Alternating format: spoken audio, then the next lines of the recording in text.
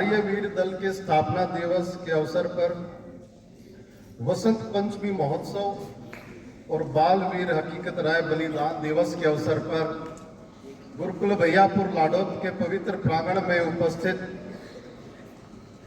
श्रद्धेय आचार्य हरिदत्त जी, आचार्य संदीप जी, बड़े भाई युवा सन्यासी स्वामी आदित्य वेश जी, नरेंद्र जी वेदालंकार, प्रवीण जी शास्त्री, शांतानंद जी, उपस्थित विद्वत जनों, मातृशक्ति और मेरे छोटे भाइयों, मैं भाषण नहीं दूंगा, मैं आपसे संवाद करूंगा। भाषण देना है कि संवाद करना है, बताओ एक बार। मैं भी यहीं पे बैठ के पढ़ के गया हूं 4 साल। सन 1996 से 2000 के बीच में मैं यहां बैठ के पढ़ा करता। मैं एक बार फिर से पूछता हूं, मेरे को भाषण देना है कि संवाद करना है? तो आपकी कोई शंका, कोई सवाल मेरे से पूछना चाहेंगे, मैं उससे शुरुआत करूं या अपने हिसाब से शुरुआत करूं? कोई पूछना चाहेगा कुछ?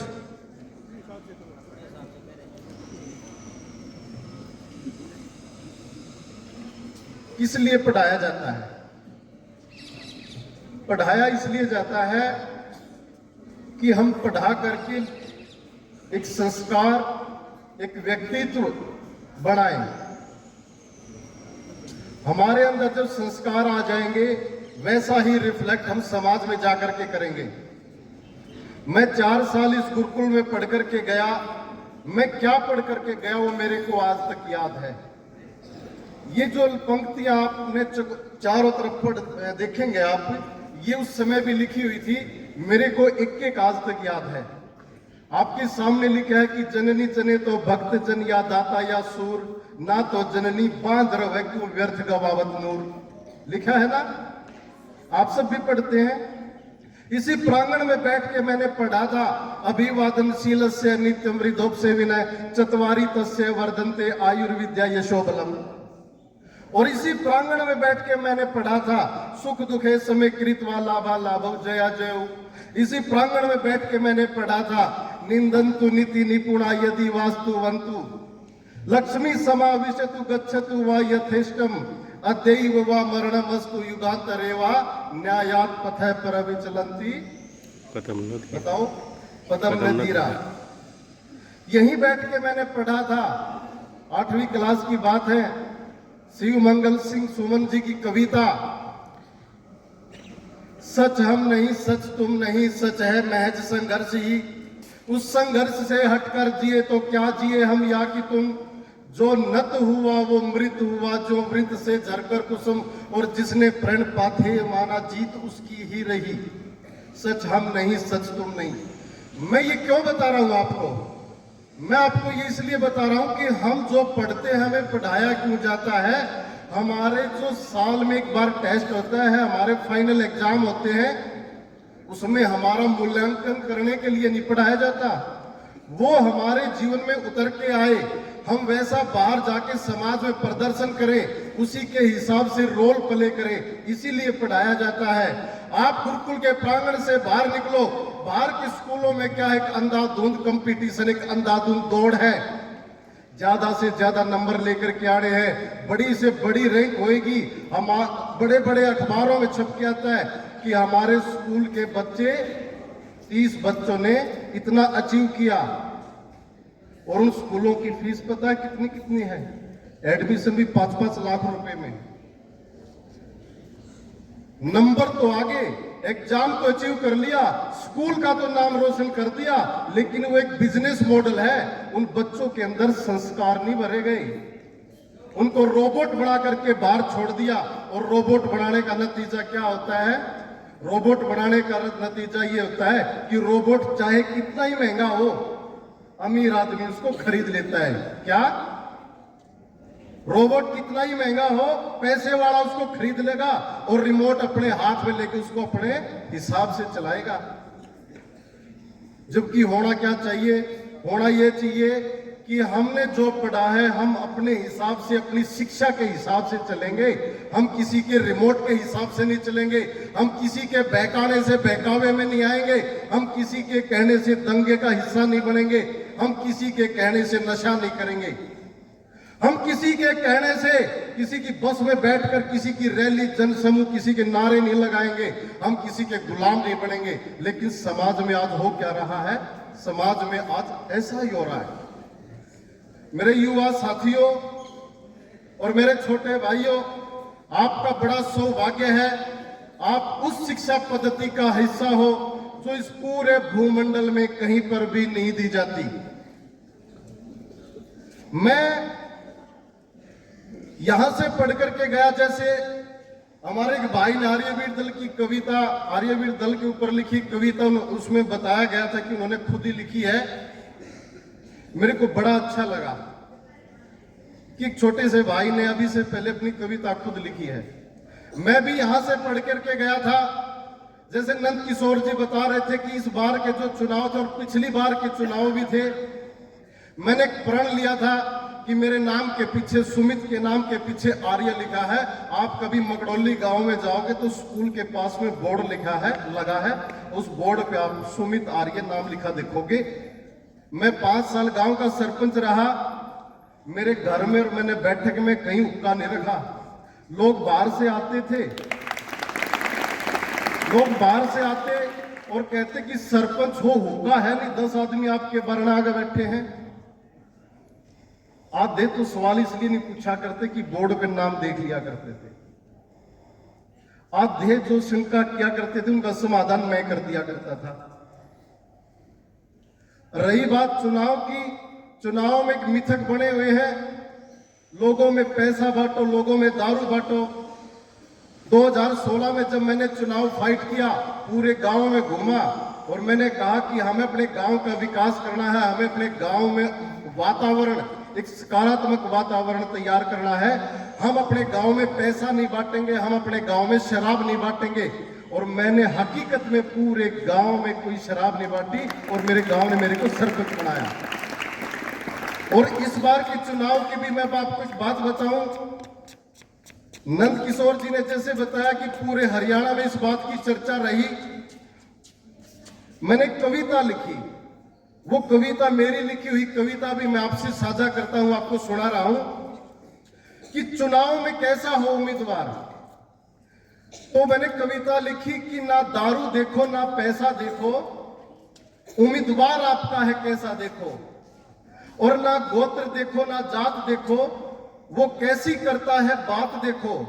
ना पराया देखो, ना खास देखो, कौन करे गांव का विकास देखो। कहां से आई है ना परोच देखो, हर उम्मीदवार की सोच देखो। और ना इसकी सुनो ना उसकी सुनो, वोट आपकी है तो अपने दिल की सुनो।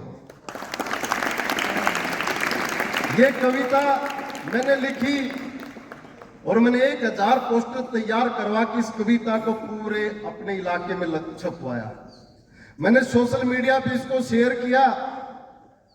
राजस्थान के पास बॉर्डर है, उस गांव में एक आदमी चुनाव फाइट कर रहा, उसने इस कविता को कॉपी करके और अपने पंपलेट के ऊपर चिपका करके चुनाव लड़ा।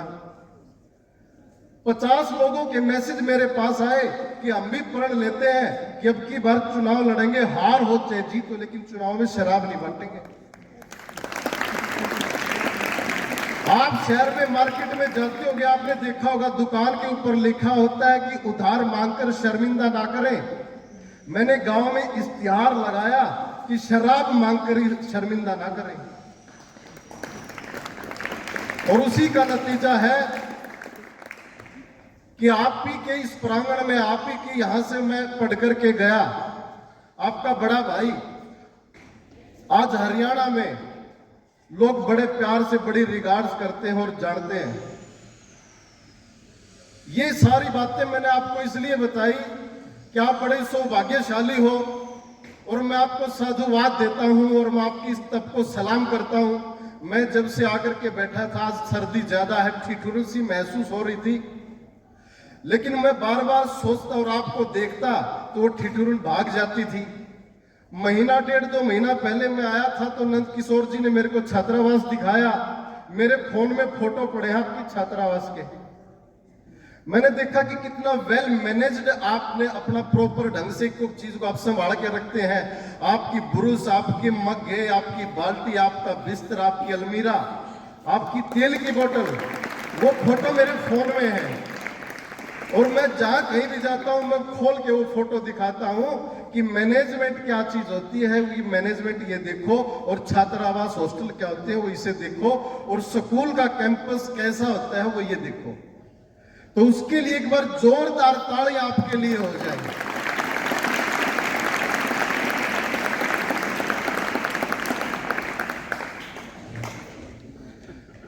मेरे छोटे भाई बहनों, मैं एक शुभ संकल्प आपसे चाहूंगा और एक उम्मीद आपसे लेकर के यहां से जाऊंगा कि आपके जीवन का मकसद क्या होना चाहिए। आपके जीवन का मकसद इस धरा पर आए हैं तो एक बेहतरीन परफॉर्मेंस आप यहां से करके जाएं। हम अपना संकल्प बना लें कि हम 100 साल जिएंगे।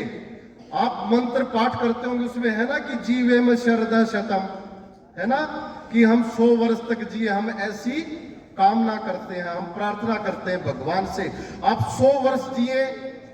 मैं भी ऐसी कामना करता हूं, ऐसा आशीर्वाद अपने छोटे भाई बहनों को देता हूं। लेकिन उस 100 वर्ष जीने का फायदा तब है जब आपके जीवन में कुछ सकारात्मकता, आप सुगंध इस समाज में फैला करके जाएं। आप बोझ ना बने। आपकी माता जी, आपके पिताजी ये ना कहे कि तूने हमारा नूर भी खो दिया, तेरे होने से तो अच्छा हम बाज रह जाती। वो जो मैंने कविता बताई थी ना, वो जो पंक्तियां लिखी हैं, इस लाइन को अपने दिमाग में लिख लो कि अपने माँ बाप कदे उनके मुंह से ये ना निकल जावे कि तेरे होने से अच्छा मैं बाज रह जाती। इस धरती के ऊपर जितने कीड़े मकोड़े, जितने पशु पक्षी हैं, उनका सबका रोल आदमी से बढ़िया है। कोई पशु पक्षी आपको प्रदूषण फैलाता नहीं मिलेगा, कि कोई धुआं नहीं छोड़ता, कोई गंदगी नहीं फैलाता, कोई पन्नी नहीं फेंकता, कोई थूकता नहीं है। सबने इस प्रकृति को मेंटेन कर करके रख रखा है। एक आदमी ऐसा है जिसने इस धरती की सुंदरता को बिगाड़ रखा है। आप यहां पर आए हो, आपने हमेशा कोशिश ये रखनी है कि आपका पूरा का पूरा फोकस किस बात पे होना चाहिए। 2 तत्व हैं, सकारात्मक और नकारात्मक। सकारात्मक सोच, सकारात्मक तत्व, सकारात्मक विचार, सकारात्मक एक्टिविटी, आपको सारा काम इस पे करना है। नेगेटिविटी दूसरों के लिए छोड़ दो। 700 करोड़ लोग हैं धरती के ऊपर, 7 अरब, औरों के लिए छोड़ दो नकारात्मकता। अच्छे लोग इस धरती पे बहुत गिने चुने हैं, आप अच्छे लोगों की गिनती में आ जाओ, इस धरती के ऊपर सुगंध फैलाओ। मैं आपसे यही उम्मीद लेकर के यहां से जाऊंगा। और जो उपासना आप करते हो, उपासना करते हैं ना, उपासना, संध्या उपासना आप सभी करते होंगे। उस उपासना और उस संध्या को आपने औपचारिकता नहीं करनी है। उपासना क्या चीज है? उपासन, उपासन यानी कि समीप आसन। किसके समीप आसन? किसके समीप आसन लेकर के बैठते हो आप? ईश्वर के समीप जाकर के बैठते हो। इस धरती पे, इस भूगोल में, इस ब्रह्मांड में सबसे सर्वशक्ति समीप रहता है। हमारे देश के प्रधानमंत्री नरेंद्र मोदी हैं। इस देश में सबसे बड़े, सबसे ज्यादा ताकतवर आदमी वो हैं, और उसके बाद उनके सबसे ज्यादा जो नजदीक रहने वाले वो अमित शाह हैं। उसके बाद ताकतवर कौन? अमित शाह। उसके बाद ताकतवर कौन? जो उनके समीप। उसके बाद ताकतवर कौन? उसके बाद एक सीरीज बनी हुई है। अगर आपको ताकतवर बनना है, आपको ना मुख्यमंत्री मनोहर लाल खट्टर के समीप जाना, ना नरेंद्र मोदी के समीप जाना, ना भूपेंद्र हुड्डा के समीप जाना है। जब आपका संकल्प मजबूत होगा, आप इस धरा पर किसी से डरेंगे नहीं, किसी के आगे झुकेंगे नहीं। जब अगर आप अपने रास्ते पे, अपनी जगह पे ठीक हो, तो चट्टान और पहाड़ की तरह अड़िग खड़े हो जाओगे। तब आपकी उपासना का फायदा है।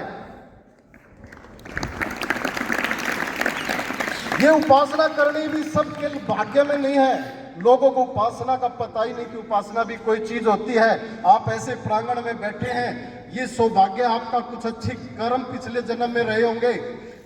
इस अपॉर्चुनिटी का फायदा उठाओ अपने जीवन को बेहतर बनाओ। 4, 5, 7 साल का ये आपका तप है।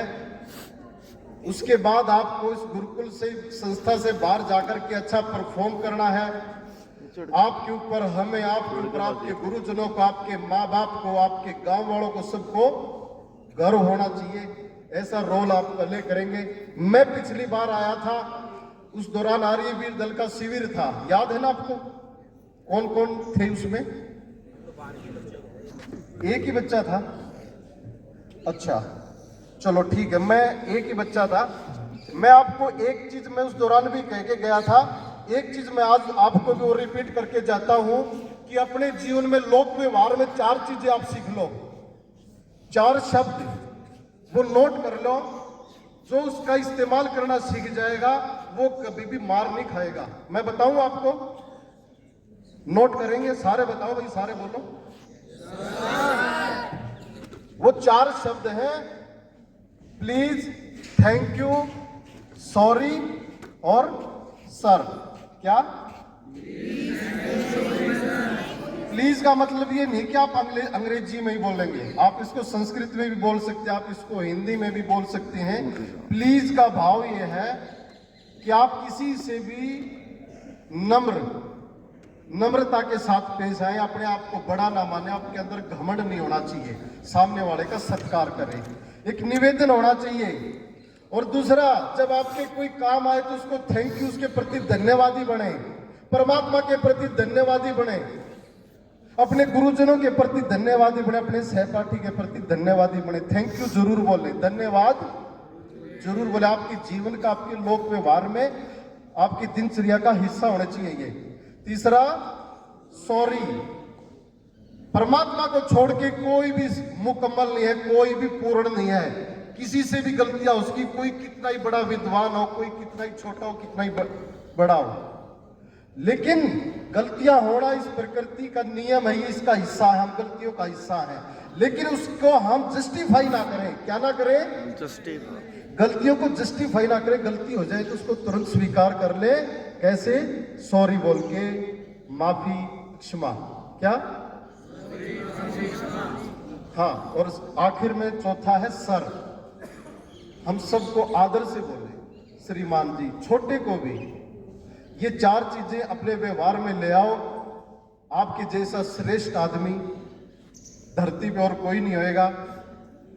आप ऐसा करेंगे, ये मेरे को उम्मीद, ये अपेक्षा है। मेरे को आज के कार्यक्रम में बुलाया, बोलने का मौका दिया, आप सबसे रूबरू होने का, आपसे संवाद करने का, उसके लिए मैं पूरे गुरुकुल का, सभी अध्यापक जनों का, आचार्य नंद किशोर जी का मैं धन्यवाद करता हूं। सभी विद्वत जन जो हमारे बीच में हैं, मैं उनको नतमस्तक होते हुए अपनी वाणी को विराम देता हूं। नमस्ते।